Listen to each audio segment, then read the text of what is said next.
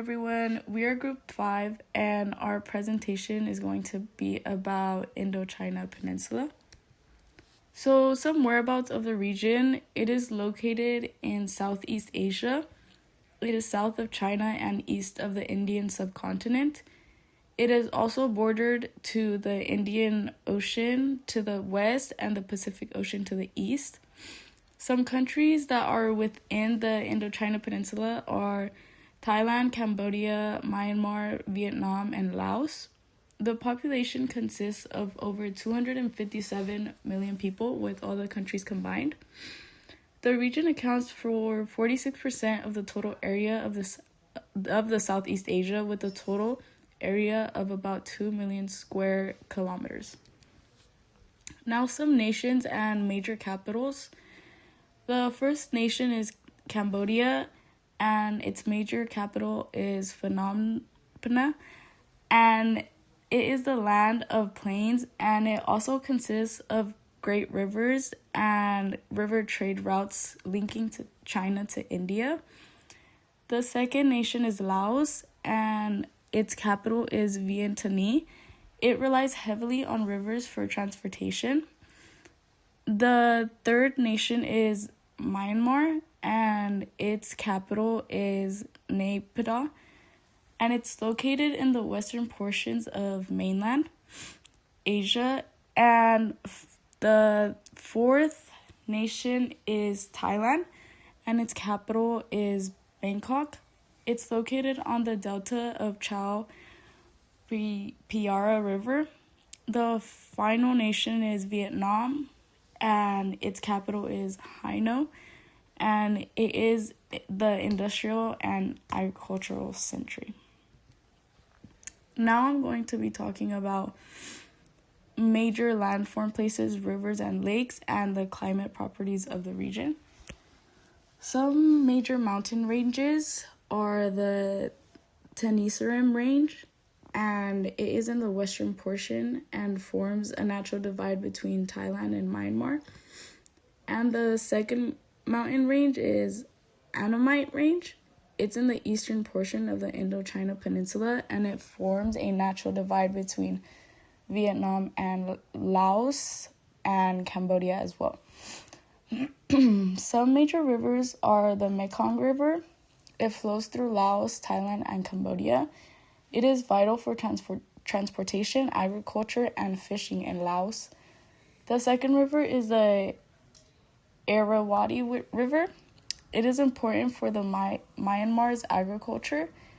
It flows for 1,350 miles from where the Namai and Mali rivers meet in the north to the Andaman Sea in the south.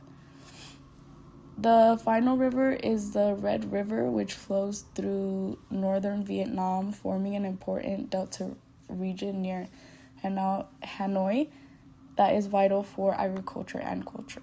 Now I will be talking about major lakes. The major lake is the Tonle Sap. It's the Southeast Asia's largest freshwater lake, and it swells dramatically during monsoon season, which supports agriculture and fishing. It is located in the northeast of Cambodia, and it is surrounded by the Dong Rek Mountains to the north and the Cardamom Mountains to the southwest. It is approximately 160 kilometers long and 35 kilometers wide during dry season, to 250 kilometers long and almost 100 kilometers wide during peak flood season. So the climate properties of the region, so it has a season of tropical monsoon climate, which is characterized by a distinct wet season, which happens May through October. There is also a dry season, which is happening during November through April. The wet season usually consists of heavy rainfall. The dry season is just dry with northeasterly winds from the South China Sea. There's also a hot season, which is March through May before the rainy season begins. Now I will be talking about major resource spaces. The Indochina Peninsula is rich in both agriculture and mineral resources. They are both concentrated around its major river systems. When it comes to agriculture, its most productive agricultural regions are centuries around its rivers, such as the Mekong Delta in southern Vietnam. So the Mekong Delta and the Chao Phraya River, they usually call it rice bowls there because they produce a significant amount of rice and other crops too. They also are very rich in rubber, which is like the major export. Many rubber plantations are found in Vietnam, Cambodia, and Malaysia. There are also fisheries. The Mekong River and the Tonle Sap Lake in Cambodia support freshwater fishing industries. There are also forests and timber, which the teak forest in Myanmar supplies a large portion of the world's market for hardwood. For the approximate population size of the region, we found that the Indochina Peninsula's total population is estimated to be about 255 to 260 million people. With that being said, the major contributors of that are coming from Vietnam, with about 100 million people, Thailand, which has about 70 million people, Myanmar, which has about 55 million, Cambodia has about 17 million, Laos has about 7.8 million, and the Peninsular Malaysia has about 8 to 9 million people.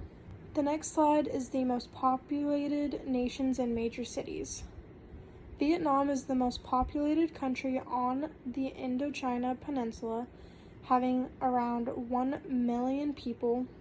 It is centered around two major urban hubs, the Hanoi, which is the political and cultural capital in the north, and the Ho Chi Minh City, which is the vibrant economic center in the south.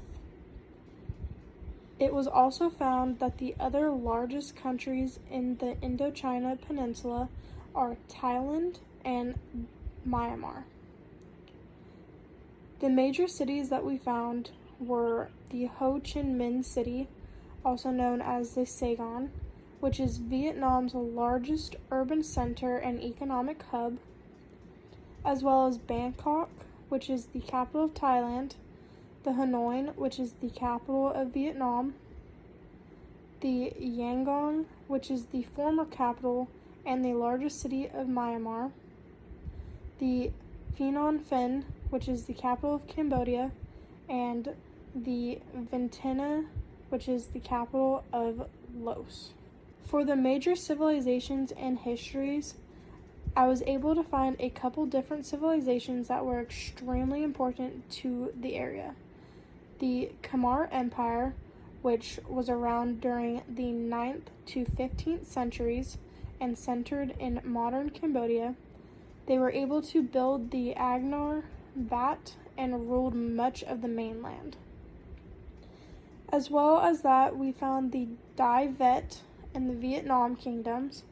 They originated from the Red River Delta and were influenced by the Chinese culture and Confucianism. As well as that, we found the Lang Zang, Eritrea, and the Sakhuta kingdoms in Thailand.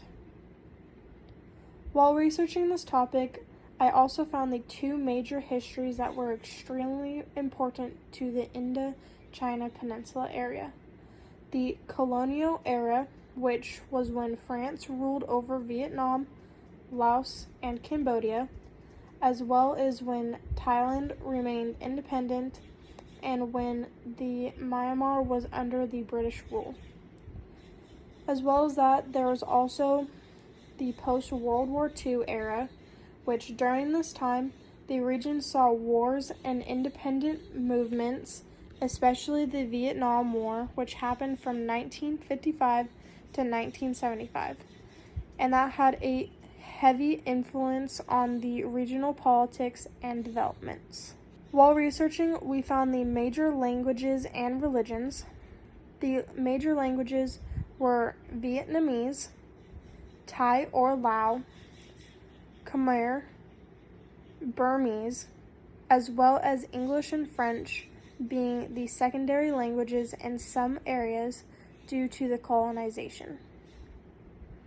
For religions, we found the Thera Buddhism, which was predominant in Thailand, Cambodia, Laos, and Myanmar. We also found the Myanmar Buddhism and Confucianism, which is common in Vietnam,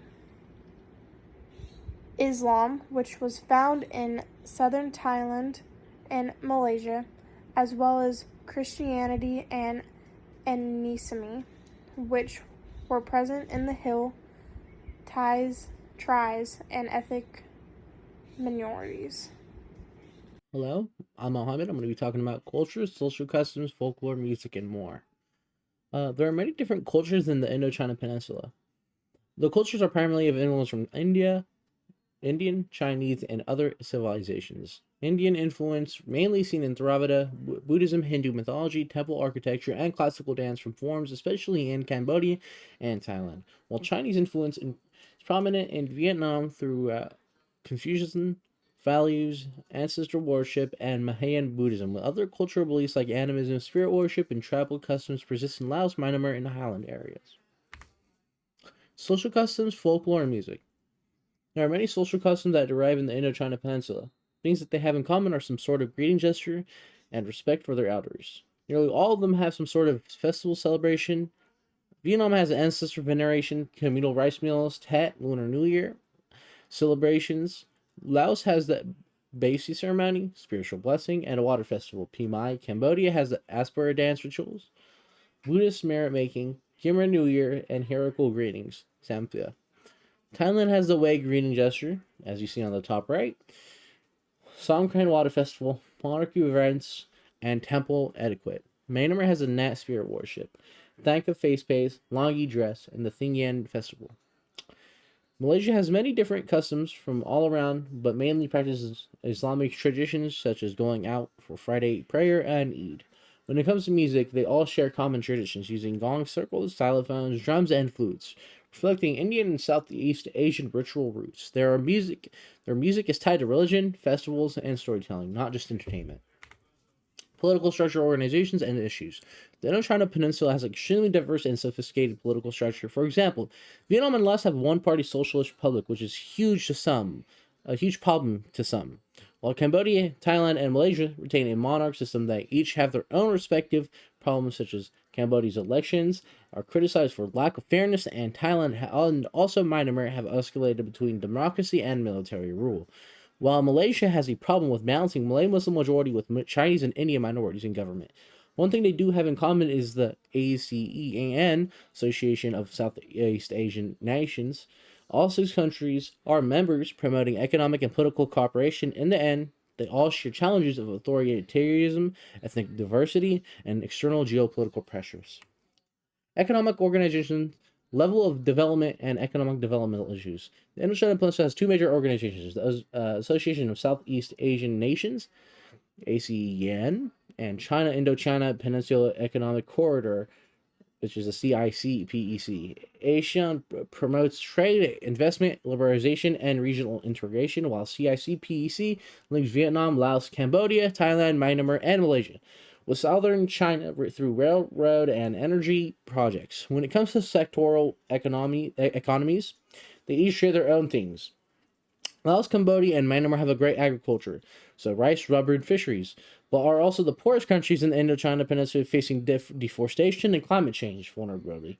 As major risks as they are very limited in resources, with Laos being the poorest, being landlocked, and a lot of debt with China. Vietnam and Thailand are hubs for textiles, electronics, and automobiles because of their great industries of manufacturing, both being middle class on a developmental level. Though Thailand is developed, it is politically unstable. Thailand, Cambodia, and Malaysia rely heavily on tourism, with Malaysia being one of the richest countries in the Indochina Peninsula. Of course, due to its tourism. Social reform and social issues. Villages remain the core social unit in Laos, Cambodia, and Myanmar. Monarchies, Thailand, Cambodia, Malaysia still hold symbolic and political weight. Urban centers, Bangkok, Ho Chi Minh City, Kuala Lumpur, are hubs of modernization and social change. Theravada Buddhism dominates in Thailand, Myanmar, Laos, and Cambodia. Vietnam blends Mahayana Buddhism, Confucianism, and Taoism. Malaysia emphasizes Islam with multicultural coexistence alongside Hindu and Chinese traditions. Current social issues include Cambodia, Laos, and Myanmar still facing high rural poverty with malnutrition, maternal health remain concerns in poorer regions that also lack access to healthcare and schooling. Myanmar's ongoing ethnic conflicts, Rohingya crisis, Karen and Kachin insurgencies, Vietnam and Laos minorities face economic and cultural marginalizations. Malaysia has tensions between Malay majority and Chinese Indian minorities over political and economic rights. There are many other social issues going on, but these are just a few. Thank you by Taylor, Danna, and Mohamad.